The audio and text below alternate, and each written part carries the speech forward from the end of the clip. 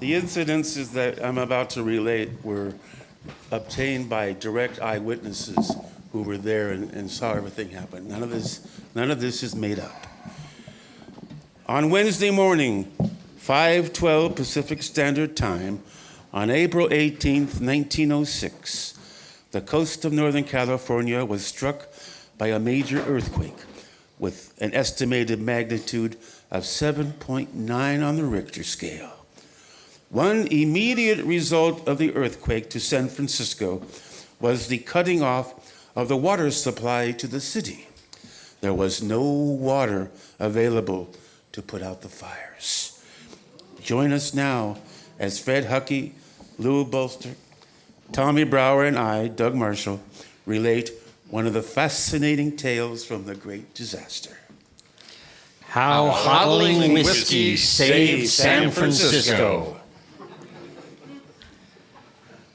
As if to say, God spanked the town for being a little overly risky. Why did he burn the churches down? And save Hotaling's whiskey. Edward Lynn, cashier and manager of A.P. Hotaling and Company, located in the block bounded by Jackson, Sansom, Washington, and Montgomery streets.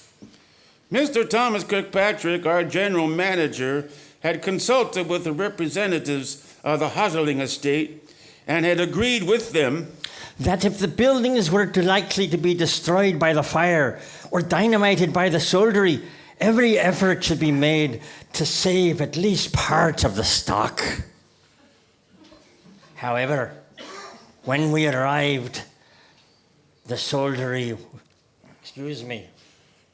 when we arrived on the scene sometime around noon on Thursday, the soldiery were already scattered around the entire district.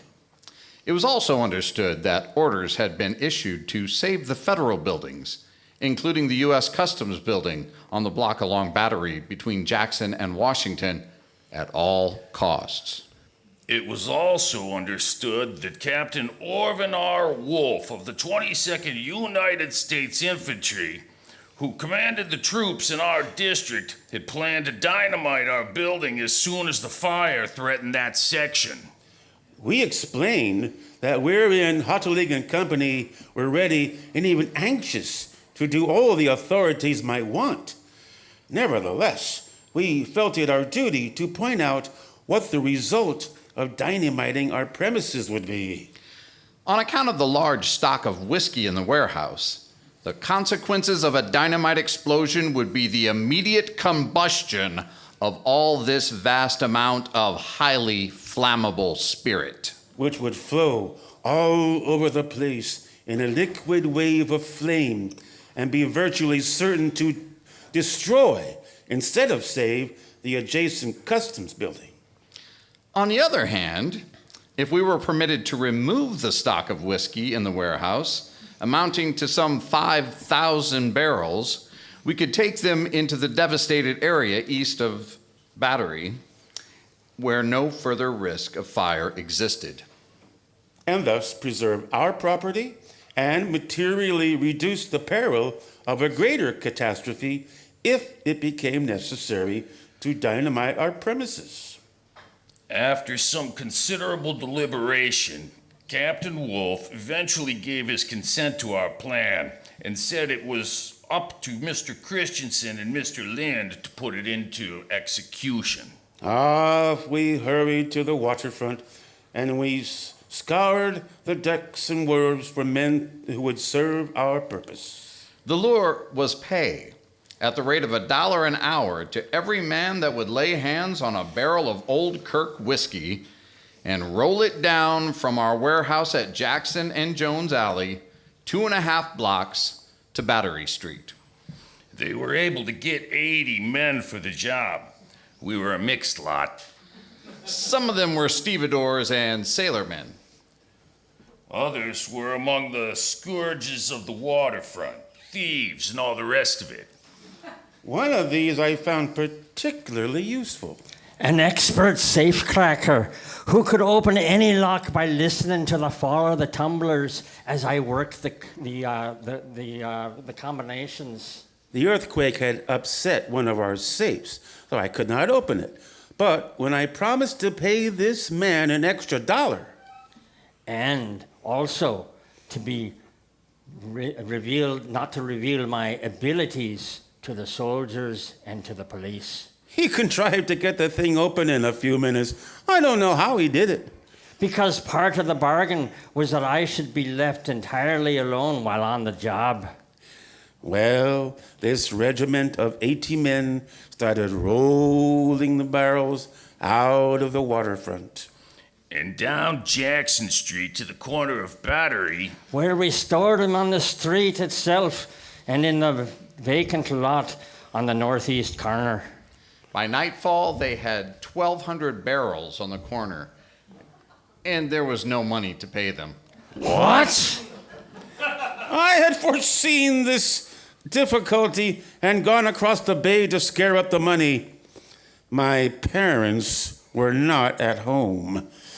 I had to go to Bill Kent, who had a saloon at 12th and Broadway in Oakland, and borrow $1,500 on my personal IOU. My troubles had only begun. Because there was an embargo against anybody entering San Francisco from the East Bay. I had to find Governor Paradiso and fight for an interview with him before I could secure the necessary passes to enable me to return. Meanwhile, Alfred McKinnon, our publicity man, had been left in charge of our regiment. Aye, and some of them were armed with pistols that the military had issued to us for the protection of the whiskey. Which nobody was allowed to touch. They might spare McKinnon for a while. But if they found me and I was not able to pay them, I would be shot. And at the time, the wages account was amounting to the rate of $80 an hour. Eventually, I did get back with the cash, just in time to prevent a riot. So the whiskey was parked at Jackson and Battery. A number of soldiers had been ordered to patrol it and see that we had armed guards always on watch. It was some act to secure, much less to select men who seemed reliable enough. We would only agree to this on payment of $25 for the night. The military officer instructed them to fire upon any person, soldier or citizen, that laid hands on any barrel of whiskey. The whiskey was not to be used as a beverage at any hazard, as it would have cost his life to any man that attempted to breach one of those barrels that night. Early Saturday morning, we were again on the job, seeking men to roll the whiskey back into the warehouse. This took the greater part of the day, and even then, our task was not ended. Aye, we still had to guard our whiskey. We dared not leave it under lock and key. For we knew that all other stocks of whiskey in the city had been destroyed by the authorities to prevent use of liquor during the period of fire and desolation. Even the liquor that might have been saved was destroyed. They feared the results that might ensue upon its distribution. The embargo was still in force. And what was practically martial law was still the law in our burnt district. Therefore, we kept a responsible watch upon our whiskey. Accordingly, 8 of us was locked up in our building every night. And there we had to remain until the next morning. Because anybody seen about the streets in those districts was shot. On Sunday night, the porch to the rear of the Columbia Coffee and Spice Company, 2 doors to the east of us, broke out in flames from a spark that had been smoldering in it since the preceding Friday. But not being for the careful watch we were keeping, the fire might have gained headway enough to start a real fire. And then, After all our efforts, Hotaling and the whiskey and the U.S. Customs building would have gone up in smoke. and that's how whiskey saved San Francisco. Right. Rye whiskey, rye whiskey, rye whiskey, I cry. If you don't give me rye whiskey, I surely will die. Sometimes I drink whiskey, sometimes I drink rum, sometimes I drink brandy, at other times none. And if I get boozy, my whiskey's me own, and them that don't like me can leave me alone. Jack of diamonds, I know you of old. You've robbed my poor pockets of silver and gold. Oh, whiskey, you villain, you've been my downfall. You've kicked me and cuffed me, but I love you for all. If the ocean was whiskey and I was a duck, I'd dive to the bottom to get one sweet suck. But the ocean ain't whiskey, and I ain't a duck. So I'll play Jack of diamonds and trust to my luck. Hey, rye whiskey, rye whiskey, rye whiskey, I cry. If you don't give me rye whiskey, I surely will die.